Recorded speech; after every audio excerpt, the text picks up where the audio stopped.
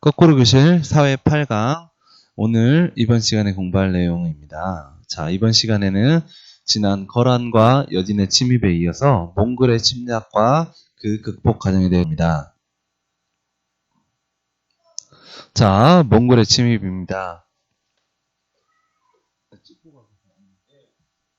자, 고려의 상황은 무신 정권이 들어서서 무신등 간의 싸움으로 권력 다툼을 벌입니다.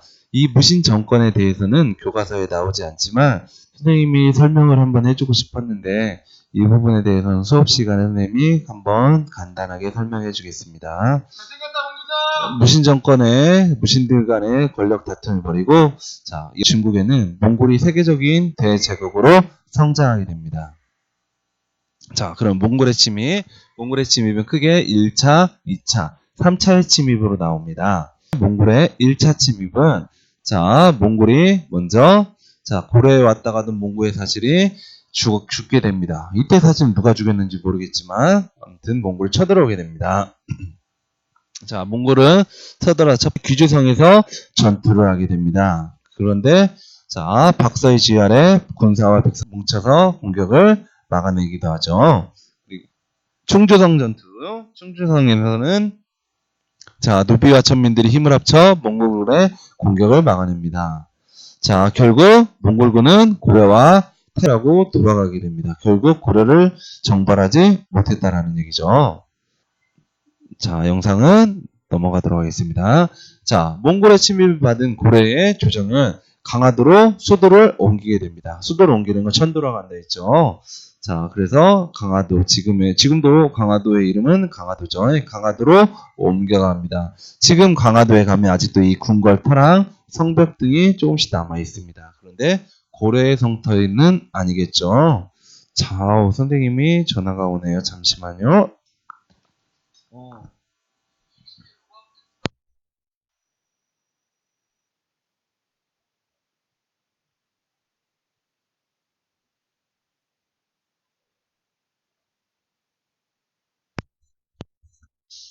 자, 지금도 이러한 모습이 남아있다고 하죠.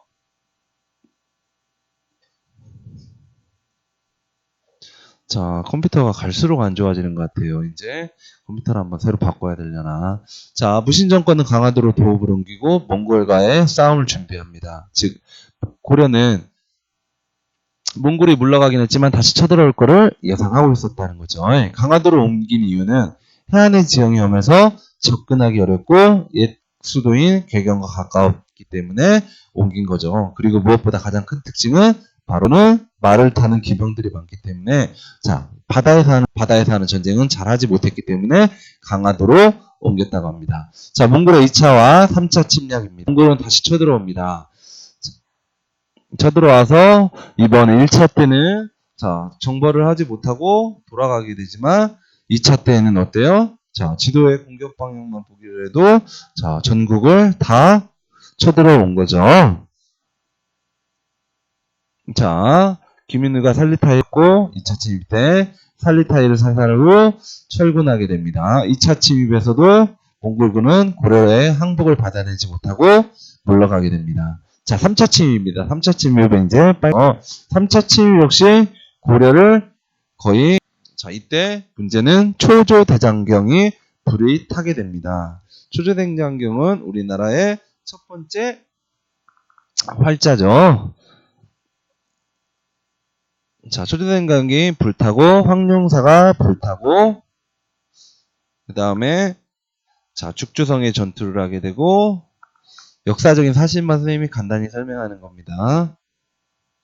자, 고려인들이 어떻게 항전을 했냐? 자, 무신정권들이 강화도에서 호원하루 생활을 했다고 합니다. 무슨 얘기냐? 무신정권들은 고려의 권력을 다 차지했던 사람들인데 이 사람들이 강화도로 도망을 가서 고려와 몽골의 전쟁을 준비한 게 아니라 자기들은 몽골이 쳐들어오지 못할 거니까 편하게 즉 잘 먹고 잘 살았다는 거죠. 그때 육지에서는 평민과 하층민들이 몽골과 싸웠다는 거죠. 스스로 나와 싸웠다는 얘기입니다.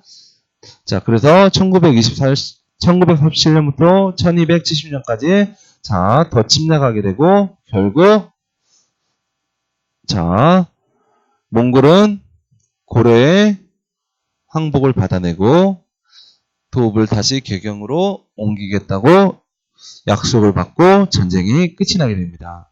그래서 자, 고려는 모든 몽골의 요구에 수용하여 개경으로 돌아가였으며 삼별초를 해산하였습니다. 지금 것은 몽골에 저항하던 군대죠. 그런데 문제는 이때부터 고려의 왕실은 해산하라고 했지만 나는 왜 항복할 수 없다고 계속 저항을 하게 되죠. 저항을 할 수 없게 되고 계속 삼별초는 항복을 하게 되죠. 바로 다음에 삼별초 항쟁 계속 설명하겠습니다. 고려는 몽골과의 오랜 전쟁으로 국토가 황폐해지고 문해재가 불타는 심각한 피해를 입었습니다. 자, 삼별초의 저항. 삼별초는 영상은 넘어가도록 하겠습니다. 자, 삼별초는 강화도에서부터 시작되고 결국 고려가 항복하고 해산이 됐지만 해산을 하지 않고 이거 지금도 강화도에 가면 있습니다. 삼별초. 자, 진도로 옮기게 됩니다. 거점을. 진도로 거점을 옮겨가지고 계속 항전을 하죠. 대중손의 지휘 아래 진도에서 항전. 지금도 이런 터가 있다고 합니다. 자, 그 다음에 마지막으로 김통정의 지휘하에 제주도에서 항전을 하게 됩니다. 결국 나중에 삼별초는 항복을 할 때 새로운 게 나타났죠. 바로 고려 몽골 연합군, 즉 몽골의 군대로 삼별초를 다 없애지 못하고 결국 고려 사람들이 이 삼별초를 진압했다는 시기. 자, 그래서 결국 우리나라가 원나라에 함락이 되고 원나라부터 여러분들은 우리나라가 일제강점기가 있었다고 하는데 강점기 이전에 우리나라는 이렇게 원나라의 간섭으로 약 100년 동안 원나라의 통치하에 있게 됩니다. 우리가 일제강점기는 35년인데 원나라의 간섭은 약 100년이 됐다고 하죠. 원의 지배를 100년간 받게 되고 공물과 공료를 바치도록 하죠. 즉 무슨 얘기냐, 우리는 원나라의 속국이기 때문에 원나라에 세금을 낸 거죠. 근데 이 세금을 곡식만 낸 게 아니라 공료, 사람들까지도 세금으로 바쳤다고 하죠. 그리고 우리나라를 다스리는 관청을 원나라가 고려에 설치를 하였고요. 왕세자를 인질로 삼아 원나라로 데려갔습니다. 그리고 고려의 왕의 호칭에 충처를 넣도록 했습니다. 이 충은 원나라에 대한 충을 뜻하는 충이죠. 자, 즉 우리나라 왕실이 거의 무너지게 되는 건데, 이 마지막에 고려의 왕이었던 공민왕이 고려를 다시 살리려고 노력을 하게 됩니다. 이걸 공민왕의 개혁 정치라고 하는데, 이 부분에 대해서는 선생님이 나중에 지금 바로 좀 설명할까요? 원을 따르는 세력을 공민왕은 원나라의 아까 볼모로 잡혀갔던 왕입니다. 원의 간섭을 벗어나고 원의 인질로 있다가 돌아왔지만 인질로 있었기 때문에 더욱 원나라가 싫었겠죠.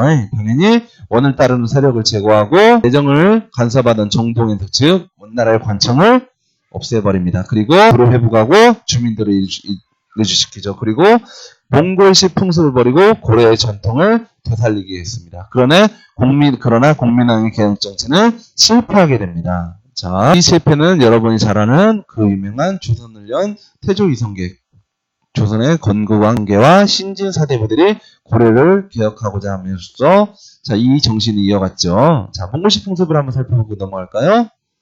고려인 공녀, 조훈, 원나라에 끌리지 않고 원나라에 끌려 일찍하게 됐답니다. 이때부터. 그래서 14살, 12살이면. 그리고 원에 복장을 하게 됐고, 몽골에서 들어온 음식이 바로 소주, 호떡, 설렁탕, 만두 등이랍니다. 영상은 넘어가도록 하겠습니다. 영토를 회복하게 되는데요. 공민왕 때 되찾은 영토입니다. 이 부분 고려의 초창기와 거의 비슷한 게 아니라 오히려 더 넓어지는 것 같죠. 공민왕의 북진정책, 원나라로부터 벗어나고자 하는 의지가 잘 나타냅니다. 이 부분도 여러분 수업 시간에 지도를 한번 나타내 볼 거예요. 잘하면 좋을 것 같아요. 몽골과의 전쟁을 한번 정리하겠습니다. 1232년 강화도 천도를 했고, 초조대장경 불파고, 해인사 대장경탑, 팔만대장경이죠. 만들었습니다.